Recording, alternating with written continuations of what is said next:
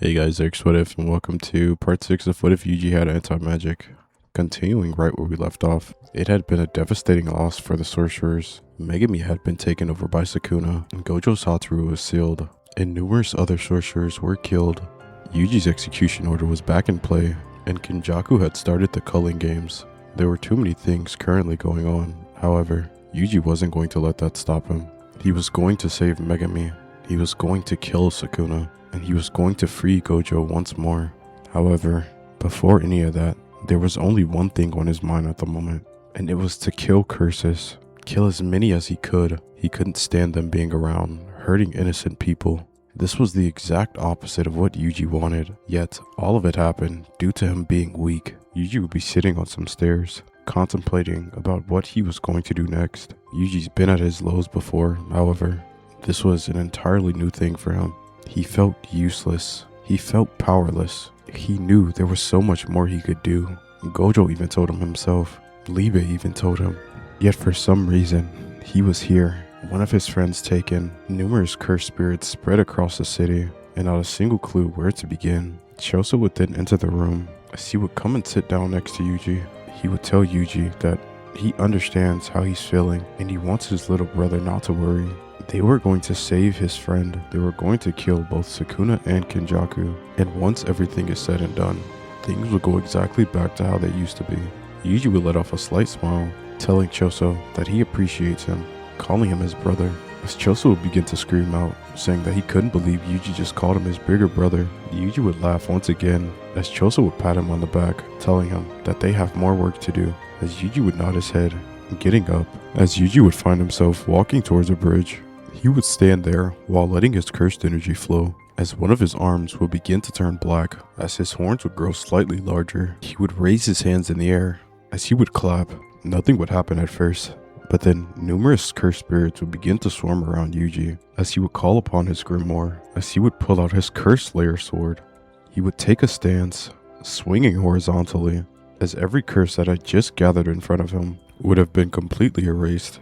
As Yuji would tighten his grip on his blade, saying to himself, "Let's get to work." Yuji would run around the city, killing as many curses as he could, not even letting himself take a small break. He had no lead on anything, so this right now was the only thing he could do. As just then, Yuji would hear a loud boom.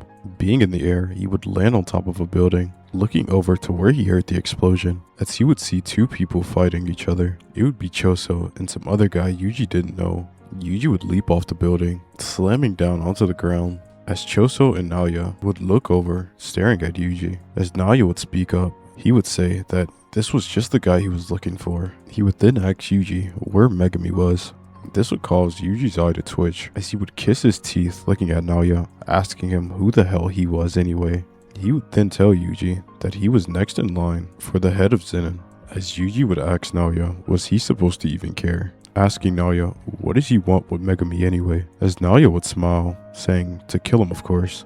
Within Yuji's next breath, he would already be throwing a punch, heading straight towards Naoya, as Naoya would end up appearing behind Yuji, telling him that he was a bit hasty, wasn't he? He didn't mind killing Yuji, however, that wasn't his job, as Yuji would have a confused look on his face, as just then, another person would crash into the street they were all standing on. As Naoya would tell the man that he took forever to get here, the man wouldn't say anything and only look at Yuji. He would introduce himself to Yuji, telling Naoya to simply stay out of his way. As Naoya would laugh, telling Yuta that if he gets to have his fun, he's going to go wild too. As he would appear behind Choso, backhanding him, as Choso would just barely budge. As Naoya would smile, asking Choso if he thinks he's tough.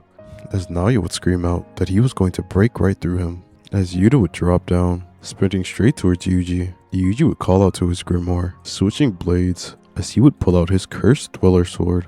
As him and Yuta would begin to swing blades, as they would clash, Yuta would have a shocked expression on his face, as Yuji's sword would have completely shattered his, forcing Yuta to dodge backwards, barely dodging the slash. As Yuta would back up, saying that he guesses he's Gojo's student for a reason. Yuji would then ask Yuta what does he even want with him? Why is he even trying to kill him? Yuta would simply say sorry and that he can't say, telling Yuji to make this as easy as possible. It would be better that way for both of them. Yuji would then take a deep sigh, saying that he's tired of other people telling him to simply give his life so easily. From now on, Anyone that stands in his way or goes against his goals will be put down. He's going to save Megami. He's going to free Gojo. And he's going to get rid of all of these evil curses and people. If no one else will do the right thing, he will. Yuta would then look down, saying that he guesses he has no choice then, as he would pull the ring from off his neck, putting it on his finger, telling Rika to come. As Rika would appear, Yuta would say something in her ear, opening her cursed pouch, telling Yuta to choose whichever one he wanted. As Yuta would pull out another katana, telling Rika thank you, as he would sprint towards Yuji once more.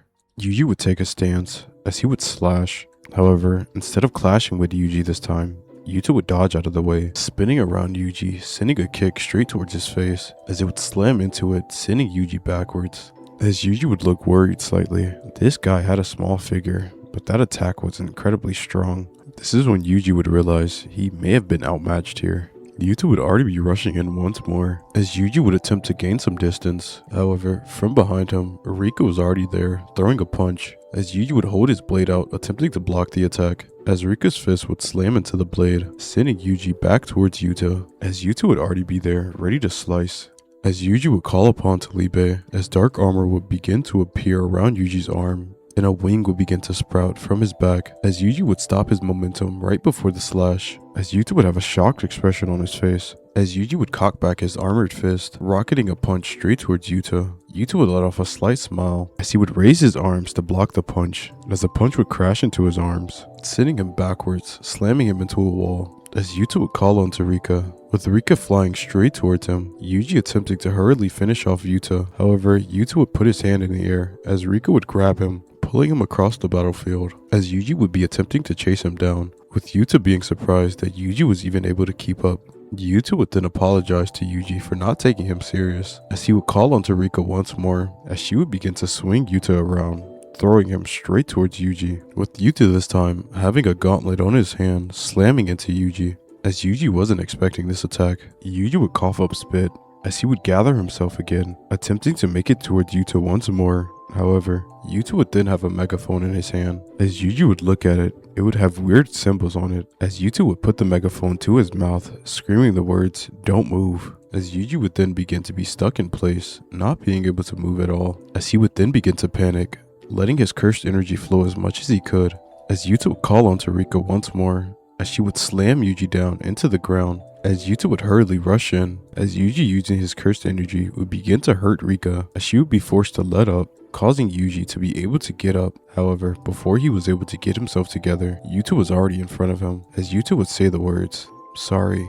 stabbing Yuji in the chest. As Yuji would seemingly drop dead, Libe inside of Yuji would get angry. However, he would then notice something odd, as he would simply smile. As Yuji would find himself waking up in a panic, he would get up looking around, wondering where he was, as Yuta would be sitting there, saying thank goodness. He didn't even know if it would work, as Yuji would be confused, asking Yuta what the hell he was talking about. Yuta would say that he already knew about Yuji's situation. It was Gojo that had informed him, and Gojo was the one that told him to protect Yuji if anything else were to happen. But unfortunately, he was placed under a binding vow where he needed to kill Yuji. However, right after he stabbed Yuji, he used RCT to heal him, hoping that he would wake up again. It was a bit of a gamble, but it paid off in the end, as Yuji would sit there with a shocked expression on his face, with Choso coming out from behind Yuji telling him that everything this man says is true. As Nobara and Junpei would appear as well, Yuji would look at the two.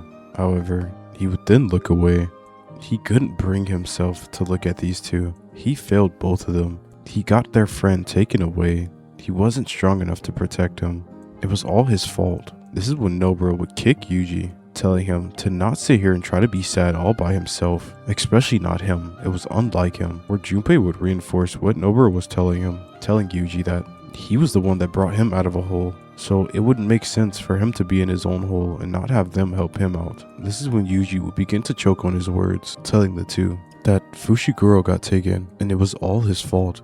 Everything that's happened has been all his fault. He could have stopped it all. He should have just listened to his gut and done what he told himself to do, and none of this would have happened in the first place. He failed their teacher, he failed Megami, and he doesn't want to fail either of them. This is when Nobara would scream out to Yuji, telling him, Even if he sits around here, kills as many curses as he can, what is he actually doing? All you're doing is sitting around, killing curses. You say you want to save Megami, yet you have no information. Do you think one of the curses are simply going to tell you where Megami is? Telling Yuji to get real. She would tell Yuji to come with them and they'll find Megami together. The more people they have, the more information will be able to be spread about, and the faster they'll be able to find Megami. Telling Yuji to stop being such a Debbie Downer. Yuji would simply ball his fist up as Yuta would begin to speak up, saying that even if he is feeling down, and even if Yuta hasn't known him for that long, he knows that Yuji is placed under a same predicament as he was. He knows what it's like to be in Yuji's position. Having the people near him get hurt, it sucks. However, if we have the strength to do something, why not do it together? As Yuji would look at the group, with tears forming, as they would begin to fall down his face, with Nobara and Junpei beginning to tear up as well, with Nobara telling Yuji to stop crying because it was unlike him, as Yuji would wipe his face, nodding his head, telling them yeah, he'll be strong, so they can all save Megami together. Where Yuta would speak up once more, saying that before they go do anything reckless like that, he wants them all to go meet up with Yuki. He's pretty sure Yuki knows someone who has information on what Kenjaku is planning. They'll meet up with Yuki and go figure out everything from there, as Yuji would nod his head, getting up and getting himself together, telling everyone, let's go.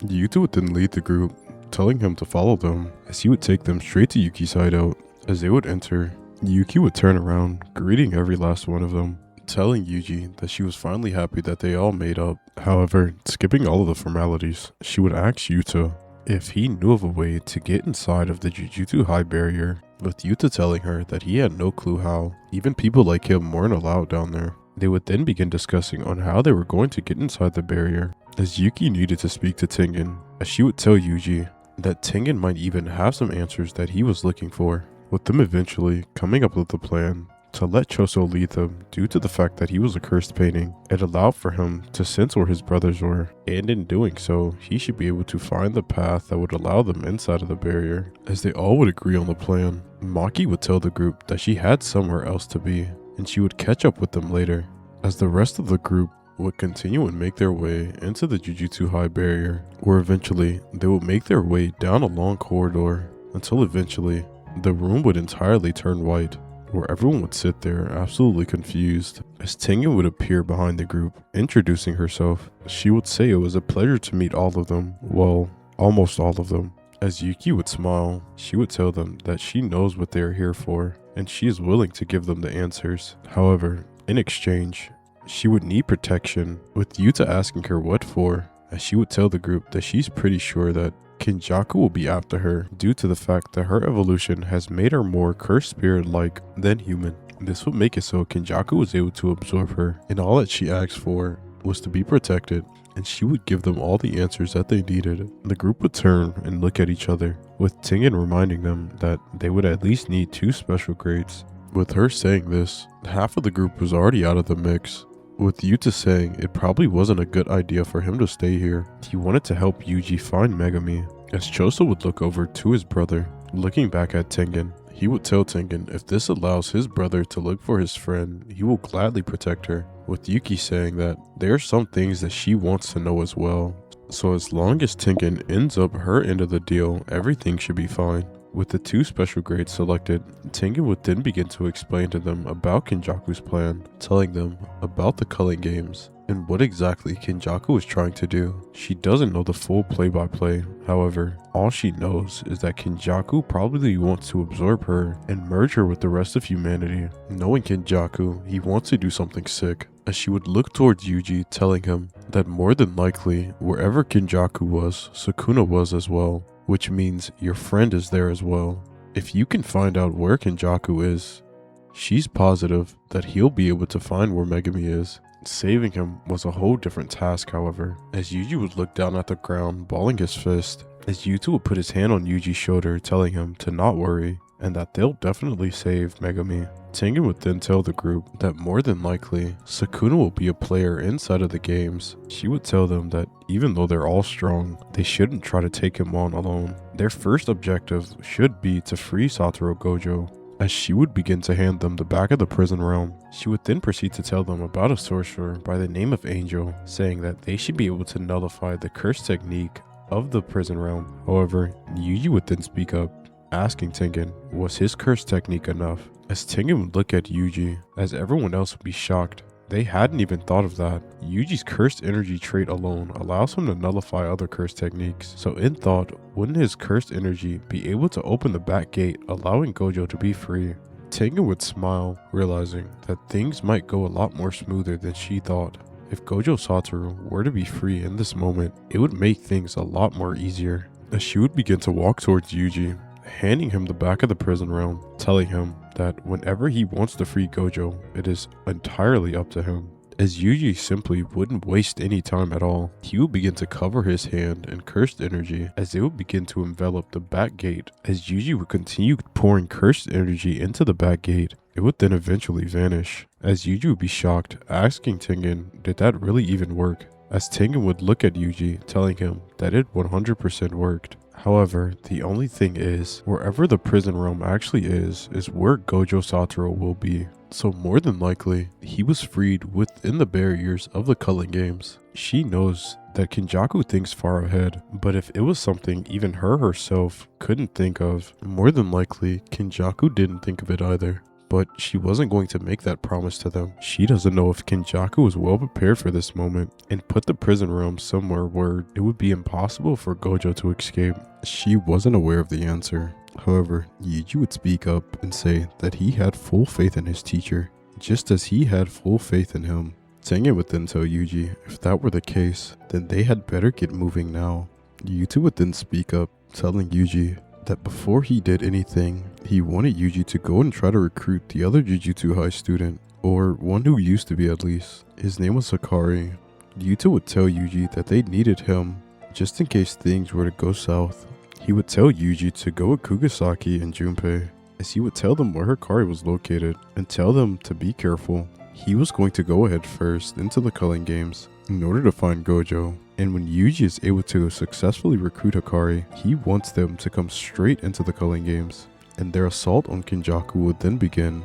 During that time, they will figure out how to free Megami, as Tengen would speak up, telling the group that their key to freeing Megami was Yuji himself. They would all turn around and ask Tengen what she means, as she would tell them Yuji's cursed energy is very peculiar. If his cursed energy itself had no problem opening the prison realm, she does not doubt for a second that Yuji's cursed energy should be able to affect the link between Sukuna's soul and Megami's. Albeit, she knows Sukuna might try to do something to submerge Megami's soul. Yuji's attacks alone should be able to weaken the barrier or outright split it. She would remind the group that Sukuna is still a cursed object, telling them that if it were just the regular Sukuna and he wasn't reincarnated, things may have gone completely differently. However, Yuji just happened to be the perfect person for this moment. Yuji would end up having a smile on his face. He was happy that he was going to be the one that was going to be able to free Megami, since he believed it was entirely his fault for allowing Megami to be captured in the first place. He'll be the one to set things right. He'll finish off Sukuna. There was no sparing him. Sukuna wanted to live as a curse, so he will die as one. Everyone in the group would thank Tengen, as Yuki and Choso would stay behind, leaving the rest of them to go on their own, where Yuta would tell the freshmen that he believes in them. And once again, the second they're able to recruit Hakari, they are to come straight to the Culling Games. They'll all enter the barrier together. Yuji would give a thumbs up as he would tell the other guys to come on, as they would make their way into the abandoned parking lot where Hakari would be hosting his fights. Since they heard from Yuta that Hakari didn't really associate himself with Jujutsu High, they knew they would have to take off their outfits and go in with casual clothes. Things would pretty much go on the same, as they would meet up with Panda, as they would try to orchestrate a way to be able to get to Hakari himself. However, since they didn't have Megami, Yuji would simply have to fight his way to the top. Yuji would quickly finish his matches, as he would quickly be climbing to the top.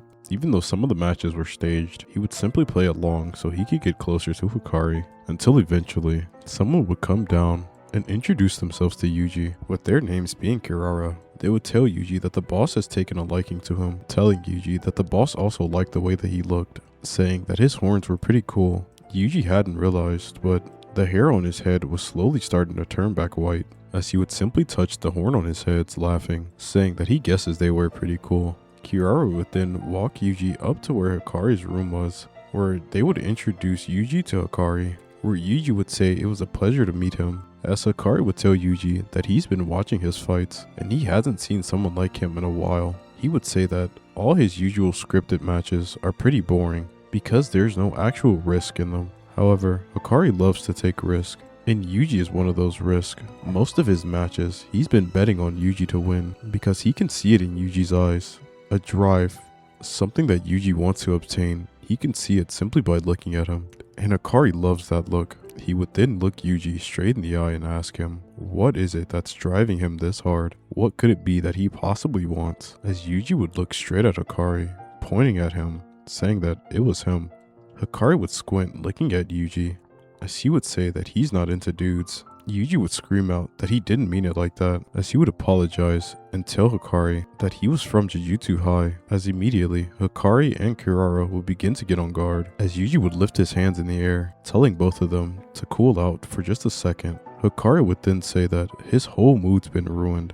He thought that Yuji was just a random nobody. However, it turns out he was even worse. Just a snake, a rat.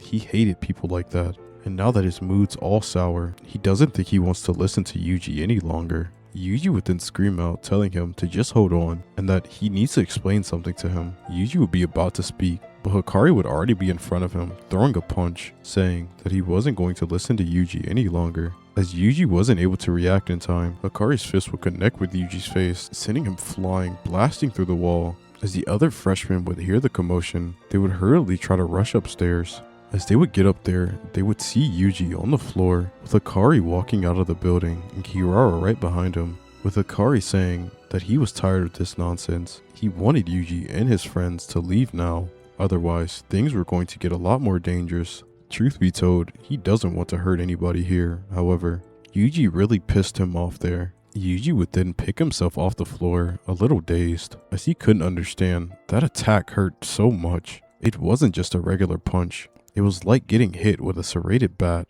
Hakari would then laugh, asking Yuji if he felt the effects of his cursed energy trait. He would tell Yuji that if he didn't want to feel that anymore, he should probably just get out of here like he said. But Yuji would get up, telling Hakari that he needs him, and that he wasn't going to leave until he got what he wanted. As Hakari would say, "Is that so?" rushing in, throwing yet another punch, as Yuji would dodge this time, striking Hakari back, hitting him in the face, as Hakari would be slammed backwards, falling onto the floor, as he would smile, saying that he didn't realize that Yuji was that strong. But that makes this all the better. He would pop back up, rushing towards Yuji, as he would use his curse technique, summoning subway doors, attempting to close Yuji in, as Yuji would jump over it, throwing a kick at Hakari, telling him that he really doesn't want to fight, as Hakari would block the attack, throwing another punch, as Yuji would jump over it, leaping over Hakari and landing behind him. Hakari would tell Yuji to shut up and simply fight, as he would attempt to backhand Yuji, but Yuji would raise his arms, blocking the attack. He would tell Hakari that he simply needs to recruit him. Hakari would then tell Yuji that he doesn't care for Jujutsu sorcerers, as they don't care for him anyway. He simply wants to run his fighting ring, where Yuji would say that maybe they can make something work. With the way things were going, Yuji was sure that the higher-ups didn't have much time left anyway. He would tell Hakari that in the near future, he would be able to do whatever he wanted, as long as he helped them now. Hakari would begin to laugh, as he would ask Yuji on what base does he believe that's true. Yuji is a nobody that Hakari hasn't even heard of. Who is he to say that things will work out for him? As Hakari would cock back his fist once more, as Yuji would stand there, not moving an inch. As Hakari would throw the fist, slamming it into Yuji's face. Yuji would take the attack head on. However, this time, Yuji would coat his body with his own cursed energy, causing it when Hakari's attack touched him. Instead of the hit feeling like he was being hit with a serrated bat, it just felt like a normal punch, and Yuji was able to tank this, standing firm, telling Hakari that he has no base. However, he promises that he will do something about this. All he wants to do is save his friend, and he's the only one that's capable of doing it. And to do that, he needs Hakari's help, so he wasn't going to leave until he got his help. As Hakari would begin to laugh, telling him that he isn't worth anything, as he would put his hands together, creating hand signs, as Hakari would be about to scream out, but Kirara would grab Hakari's hand, forcing him to stop, telling him that they should probably listen to him. Hakari would ask Kirara why they stopped him, as they would simply tell Hakari that they just had a bad feeling, and that if Hakari was to continue fighting Yuji, she doesn't think Hakari would come out on top. Hakari would have a shocked look on his face, as he would look over towards Yuji once more, as Yuji would have a stern look on his face, as Hakari would say, well damn, he guesses he has no choice at all. And I think that's where I'm going to end it off here. Sorry it took so long for me to upload this. I was doing all the Sinbad ones. I was still writing the Sinbad one as I was trying to get this one out, but that took a little too long. But yeah, sorry on the delay, and I really hope you guys enjoyed this episode. I'll be doing 2 more episodes of Sinbad, and then I'll do another episode of this, because if you couldn't tell, I really like the Sinbad one over this one. But yeah, I'll try to finish this one up so I can hurry up with the Benimaru one, and then yeah, thank you for listening, and peace.